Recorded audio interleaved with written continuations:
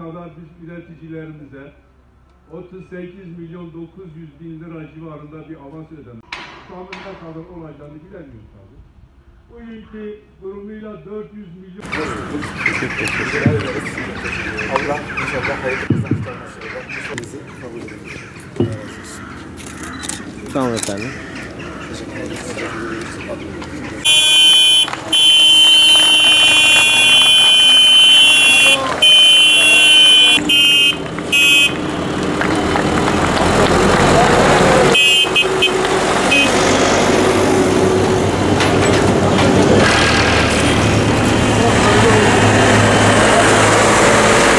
Allah kazasız belasız bir sezon olsun. Amin. Hayırlı bereketli kazançlar olsun.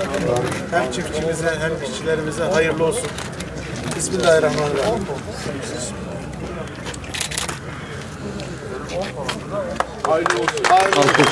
Ağrı ilimizin pancar alım kampanyasına hoş geldiniz. Malumunuz Türk Şeker 15 fabrikasıyla 2 alkol fabrikası, 2 makine fabrikası, yine elektromekanik aygıtlar fabrikası ve şeker enstitüsü ile tam 96 yıldır bu ülkeye hizmet eden büyük bir sanayi kuruluşu. Ve %36,5'luk pazar payıyla sektörde de lider bir şeker üretim halkasının lideri ve sektörde öncü bir kuruluş. Ülkemizin toplam şeker ihtiyacı 2 milyon 700 bin ton. Türkiye'nin şeker üretim kapasitesi 3,6 milyon ton. Yani Türkiye'nin şeker üretim kapasitesi ihtiyacının üzerinde. Yani vatandaşımız, halkımız bu anlamda rahat olsunlar. Türkiye'de insanımız, vatandaşımız, imalatçımız şekersiz kalmaz.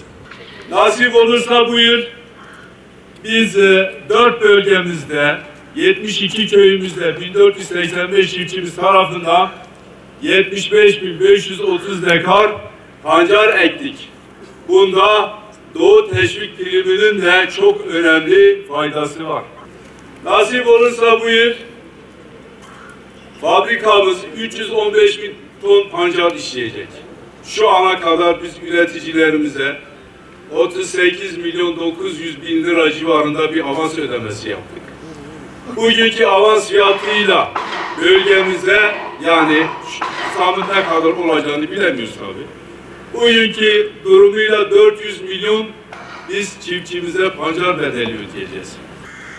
Biz bundan sonraki yıllarımızda da inşallah pancar ekiminin gayreti için canla başla çalışacağız.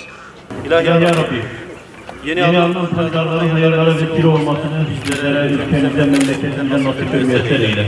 İlahi ya Rabbi, yeni pancar alanında emek veren çiftçilerimize sağlık, selamet, huzur nasip eyle.